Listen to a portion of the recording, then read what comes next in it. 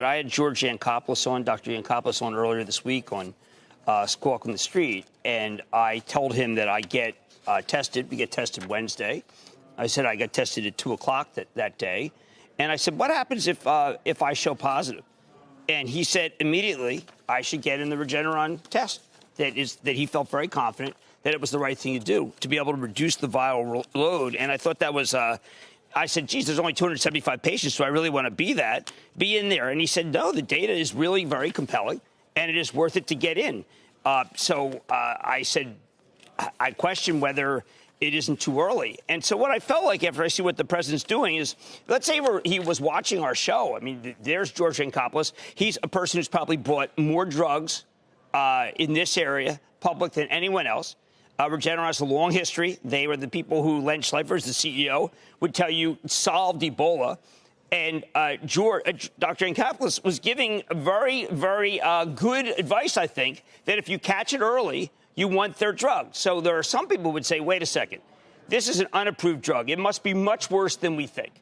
Why would the president go into something that's only right now 900 people with 275 in this part? Why would he possibly do that if there's a current protocol? But on the other hand, if you're listening to Dr. Yancopoulos, he says, hey, Jim, if you go get tested as positive, you got to come right down. And these guys are also very much aware of what's happening with the Titans and what's going on there. They also point out when we hear over and over again that someone has tested negative, it means nothing. It means absolutely nothing, because you can be tested negative on day 2 and come out positive on day 4 or 5 or 6, as we saw from the Titans. So let's not forget that when someone's tested negative, it does not mean a great deal. You have to keep testing.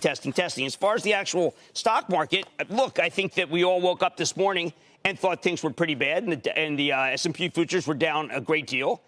Came back, mostly because I think there are a lot of people who just generally want to buy a bargain no matter what, and that the talks between Secretary Mnuchin and Speaker Pelosi were seeming to make progress. I know the president is anxious to give some money to the states. That have been a big sticking point for Speaker Pelosi. I know that Secretary Mnuchin wants to give money to small, medium-sized business. Again, something that Speaker Pelosi wants. So maybe we're a little bit closer on that. I saw a lot of money move into the cyclicals, but get out of the FANG stocks, because they do believe that we'll have maybe some stimulus over the weekend. But again, I just want to point out the two thoughts I have is, one, if you were really not that ill, would you want to go into a trial, or would you let the protocol go? On the other hand, Dr. Yancopoulos, who I regard as the foremost person in the field, says to me, Jim, if you test positive, you should just go take our drug. I don't know. So let's go to Dr. Gottlieb on that. Dr. Gottlieb, your thoughts? Yeah, look, I think it's wholly appropriate that they gave the president a therapy here. I think the only question was choice of therapy. And the two choices really were remdesivir, the direct-acting antiviral drug, which looks to be active but is a weak antiviral drug. It's not a home run drug. Or one of these experimental antibodies, either from Lilly, where we have clinical data, or the Regeneron product, where we also have clinical data. So that was a clinical call, which drug to use. I think the antibody drugs look very promising. I think we had more data around the remdesivir product at this point, but this was a clinical call, and I think it was wholly appropriate to give the president one of these therapies. And I'm not surprised by that at all, that he got one of these treatments. And it doesn't really indicate to me that his condition is severe or has worsened. I think prudence would dictate that if you have therapies available that could be effective, you use them in this circumstance. Well, the downside, the risk is very low given what we know. I totally agree, and there's been the side effect profile for this has been incredibly good. But who does make that call, doctor? Well, the doctor's physician ultimately made that call. I strongly suspect that they consulted the FDA to get a really good window, good insight into the clinical data available around Regeneron's product, and there is clinical data available at this point.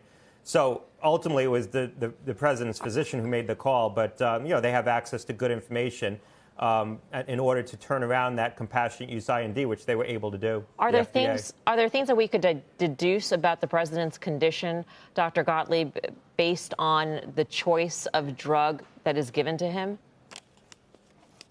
I don't think so. I mean, I think that the reality is that the president has early COVID disease, and it was prudent and smart to give the president one of the available therapies that we know have made a difference in outcomes in this disease. Now, it is the case that many of these drugs are being used in more advanced cases because they're still in development, they're still in clinical trials, there's not a lot of available supply.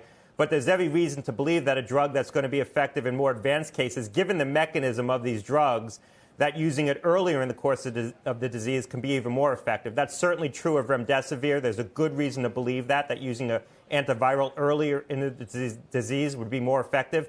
And that's certainly true of the antibody drugs as well. In fact, we have clinical data in other disease settings with Ebola that confirms that when you use these drugs earlier in the course of the illness, you get a better treatment effect. So I think it was wholly appropriate to use these. It was just a question of which drug. And I don't think it's an indication that they were worried that the president's condition was severe or advancing quickly. I think it was important to get a therapy into the president that could potentially make a treatment effect. After all, this is the president.